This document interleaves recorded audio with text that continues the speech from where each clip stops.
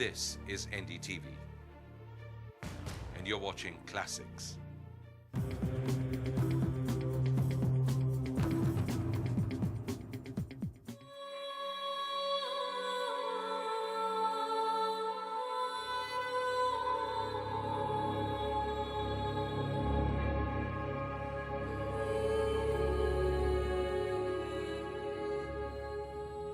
हुआ सवेरा, जमीन पर फिर अदब से आकाश अपने सिर को झुका रहा है कि बच्चे स्कूल जा रहे हैं। फरिश्ते निकले हैं रोशनी के, हर एक रास्ता चमक रहा है। ये वक्त वो है जब जमीन का हर जर्रा माँ के दिल सा धड़क रहा है। पुरानी छत पे वक्त बैठा कबूतरों को उड़ा रहा है कि बच्चे स्कूल जा रहे हैं।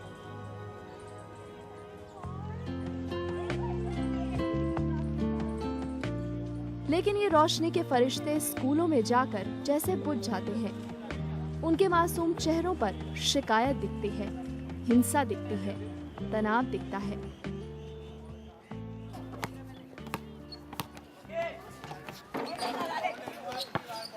नमस्कार, मैं हूँ दीप्ति सचदेवा, लेकर आए हैं स्पेशल रिपोर्ट।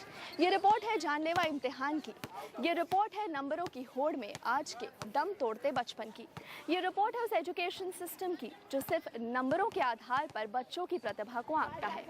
ये रिपोर्ट है उन तमाम स्कूलों की जो अपनी साख बचाने के लिए बच्चों को मोहरा बना रहे हैं। ये रिपोर्ट है उन माता पिता की जो बच्चों के अंदर छिपे हुनर से नहीं बल्कि उसके लाए गए नंबरों से प्यार करते हैं। ये रिपोर्ट है हमारी और आपकी, और ये बताती है कि किस तरह हम सब खामोश होकर बैठे हैं और इंतजार कर रहे हैं कि कोई आकर बदलाव करे। बोर्ड्स के नाम से ही बहुत टेंशन होने लग जाती है और बहुत डर लगने लग जाता है। प्रेशर बस पढ़ो पढ़ो पढ़ो, और यही प्रेशर होता है। मैं आगे चलकर कंप्यूटर इंजीनियर बनना चाहती हूँ, और आज के हिसाब से कंप्यूटर इंजीनियर बनने के लिए एटलीस्ट 95% एंड अबव तो परसेंट चाहिए होती है, क्योंकि आजकल बहुत ज़्यादा कंपटीशन है।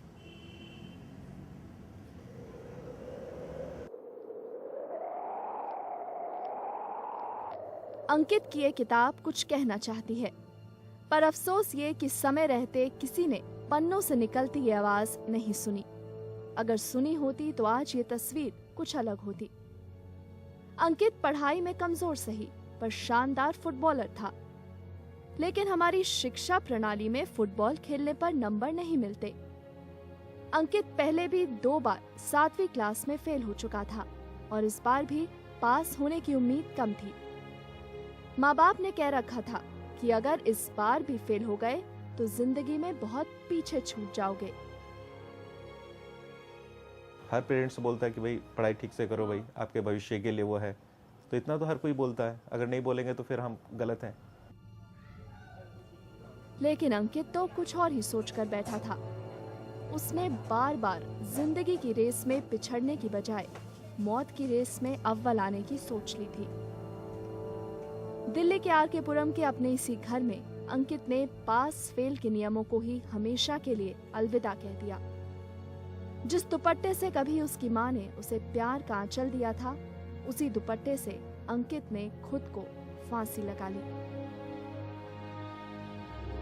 फुटबॉल के मैदान में गोल मारने के सपने देखने वाले 11 साल के इस मासूम ने जिंदगी का आखिरी गोल दाग दिया। हमें अभी भी विश्वास नहीं कि शायद वो चला गया हमारे पास। अभी भी लगता है शायद अभी भी आ जाएगा, खिड़की से आवाज दे देगा, बाहर से आवाज देगा। हम लोग नहीं, विश्वास अभी भी नहीं कि हमने अपने हाथों से उसे दफन कर दिया। अंकित जैसी दर्द भरी दास्तां है 11 साल के सिरिल की भी। वो भी इम्तिहान की रफ्तार से हार बैठा। 5वीं में 2 बार फेल हो गया। फटाफट अंग्रेजी बोलने वाले सिरिल को हिंदी और संस्कृत बेहद कठिन लगते थे। जब उसे पता चला कि इस साल भी वो फेल हो गया है तो उसने अपनी जान दे दी। सिरिल के पिता अपने इकलौते बेटे की मौत के बाद टूट गए हैं। स्कूल का प्रेशर तो ये प्रेशर से ही तो मरा है। ये 6 साल में जो बच्चा जो कुछ ऐसे कर सकता है, 9 साल का लड़की ऊपर से कूदता, ये पूरा प्रेशर है, स्कूल का प्रेशर है। हमारे देश में न जाने कितने ही अंकित और सिरिल हर साल इम्तिहान की बलिवेदी पर अपनी जान दे देते हैं। लोग दुखी होते हैं। देश के एजुकेशन सिस्टम और परीक्षा की मजबूरी पर सवाल खड़े किए जाते हैं, चर्चाएं होती हैं, लेकिन नतीजा कुछ नहीं निकलता। आज हकीकत ये है कि हर साल इम्तिहान का दानव हमारे मासूमों को लील रहा है और हम उनकी मौत पर चंद आंसू बहाकर खुद को दिलासा देते हैं। आखिर क्या वजह है कि 3 घंटे में बच्चे की किस्मत का फैसला करने वाले इम्तिहान इतने जानलेवा बन गए हैं? परीक्षा एक कदम है, एक छोटी सी सीढ़ी है, एक मोड़ है ज़िंदगी का, जहाँ पर हम बच्चों को शायद उतने अंदाज से नहीं समझ पा रहे हैं जितना वो हमें चाहते हैं कि हम समझें उनको। बिकॉज देखिए, परिस्थितियाँ तो बदलनी थी, बचपन बदला है लेकिन बच्चे वही हैं। बचपन क्यों बदला है? एक बहुत फास्ट पेस की लाइफ आ गई है, कंपटीशन बढ़ गए हैं, कॉलेजेस कम हैं लेकिन अचीवमेंट के लिए बच्चे बहुत ज़्यादा तैयार हो गए हैं। जैसे जैसे बच्चों पर इम्तिहान में बेहतर करने का दबाव बढ़ रहा है, आत्महत्या करने वालों की तादाद भी बढ़ रही है। अगर हम आंकड़ों पर गौर करें तो हकीकत खुद ब खुद साफ हो जाएगी। नेशनल क्राइम रिकॉर्ड ब्यूरो के मुताबिक इस साल अकेले मार्च में देश भर में 30 बच्चों ने इम्तिहान के तनाव के चलते आत्महत्या कर ली। इससे पहले 2006 में देश भर में 2400 बच्चों ने खुदकुशी की थी, जबकि 2005 में लगभग 2300 बच्चों ने आत्महत्या की। मौत के ये आंकड़े चीख चीख कर हमसे, आपसे, पूरे देश से पूछ रहे हैं, क्या अच्छा बच्चा होने का मतलब होता है अच्छे नंबर लाना? क्या रिपोर्ट कार्ड पर दिखने वाले ये आंकड़े ही बच्चों के मुस्तकबिल का आईना माने जाने चाहिए? आखिर स्कूल किस लिए है? स्कूल इसलिए है कि बच्चे सीखें और फिर हमारा कर्तव्य बनता है कि हम मूल्यांकन ऐसा करें कि हम ये बता सके कि बच्चे ने क्या सीखा, ये नहीं कि बच्चे ने क्या नहीं सीखा। जानकार कहते हैं कि बच्चे तो वही हैं, लेकिन उनका बचपन अब बदल गया है। ये बदलाव स्कूलों में भी आया है, टीचर्स में भी और अभिभावकों में भी। कोई भी इस बदलाव से अछूता नहीं है। प्रेशर होता है माँ बाप की तरफ से कि कहीं ना कहीं एक अच्छा बच्चा वही है जो 90% मार्क्स लाता है।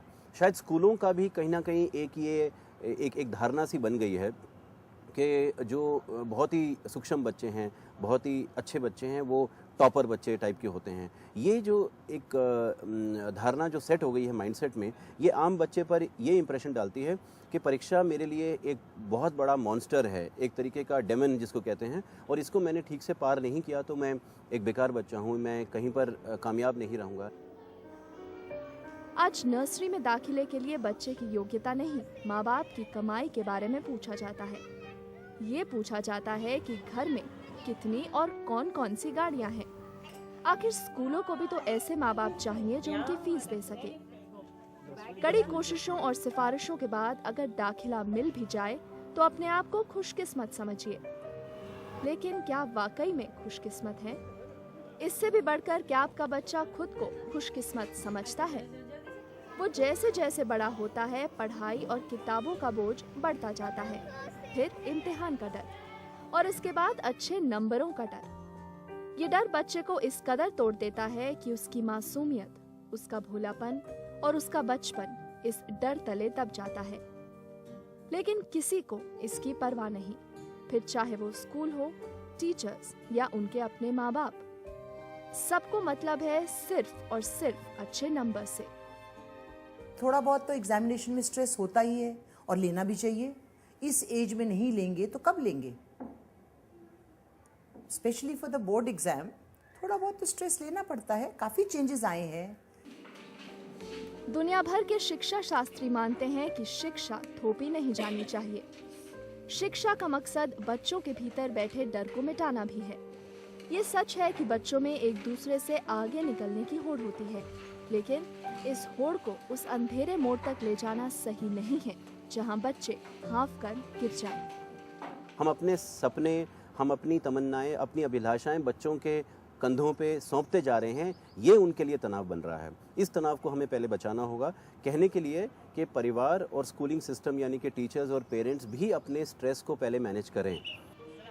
ये तनाव हमारी स्कूली व्यवस्था की वजह से है, जिसमें बच्चों का बैग भारी होता जा रहा है और इसके बोझ तले उनका दिलो दिमाग कुचला जा रहा है।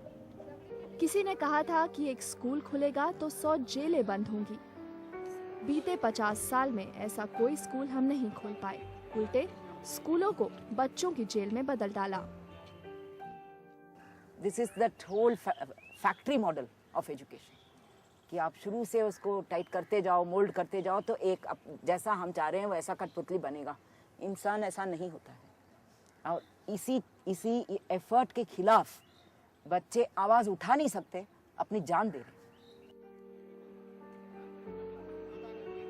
स्कूलों को कायदे से घर का ही विस्तार होना चाहिए, वो दूसरा आंगन जिसे वो अपना महसूस करे, जिसके साथ अपनी पहचान जोड़े। लेकिन आमतौर पर हम देखते हैं कि बच्चे स्कूल जाने से डरते हैं और क्लास में बैठे होते हैं तो घंटी बजने की राह देखते हैं। 8 घंटे की इस कैद में हम बच्चों को उनका भविष्य दिखाते हैं, उन्हें कुछ बोलने नहीं देते, अपनी तरफ से दिए सबक रटाते हैं, उन्हें बेंच लगाते हैं, बेंच पर खड़ा रखते हैं और लगातार याद दिलाते रहते हैं कि उन्हें कुछ नहीं आता। उन पर इम्तिहानों का बोझ लादते हैं, उनकी पूरी शख्सियत को नंबरों तक महदूद करके छोड़ देते हैं।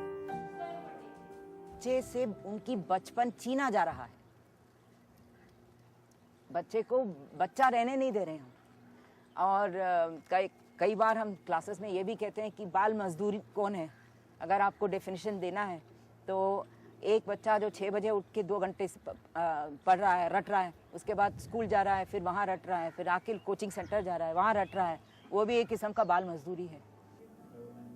यानी बच्चों से उनका व्यक्तित्व छीनकर उनमें प्रयोगशीलता की संभावनाओं को नष्ट करके उनकी उत्सुकता का गला घोट उन्हें हम ऐसी मशीनों में बदल डालते हैं जो 90% से ज्यादा अंक लाए और अपने माँ बाप का सिर ऊंचा करते हुए किसी शानदार नौकरी तक पहुंचाने वाली पढ़ाई के लिए चुने जाएं। अब आगे पेरेंट्स के लिए यही है कि अपने बच्चों पे दबाव ना डालें। बच्चे पढ़ते हैं तो ठीक है, सब पेरेंट्स सोचते हैं कि हमसे ऊंचे ओहदे पे हमारे बच्चे जाएं, पर सबके सपने पूरे नहीं होते। ठीक है, अगर हम ज़्यादा पढ़े लिखे, हमारे बच्चा कम है तो उसको किसी और लाइन में डालें जहाँ उनका इंटरेस्ट बनता है। लेकिन ऐसी व्यवस्था में झुंझलाहट बच्चों को घेर लेती है, तनाव घेर लेता है और ये आत्मघाती साबित होता है। वो अपने आप से लड़ते हैं, अपने साथियों से लड़ते हैं। जिस शिक्षक को कभी दुनिया का सबसे बड़ा आदमी मानते हैं, बाद में उससे नफरत करने लगते हैं। कुल मिलाकर एक बच्चा खो जाता है और एक आदमी खड़ा हो जाता है। वो आदमी जो अपनी कुंठाओं का पुतला होता है और उन कुंठाओं को वो अपनी कामयाबी से ढकता है। काश कि ये स्कूल बदले और बदले हमारे बच्चे। नदी में स्नान करके सूरज सुनहरी मलमल की पगड़ी बांधे सड़क किनारे खड़ा हुआ मुस्कुरा रहा है कि बच्चे स्कूल जा रहे हैं। हवाएं सरसब्ज डालियों में दुआओं के गीत गा रही हैं। महकते फूलों की लोरियां सोते रास्तों को जगा रही हैं।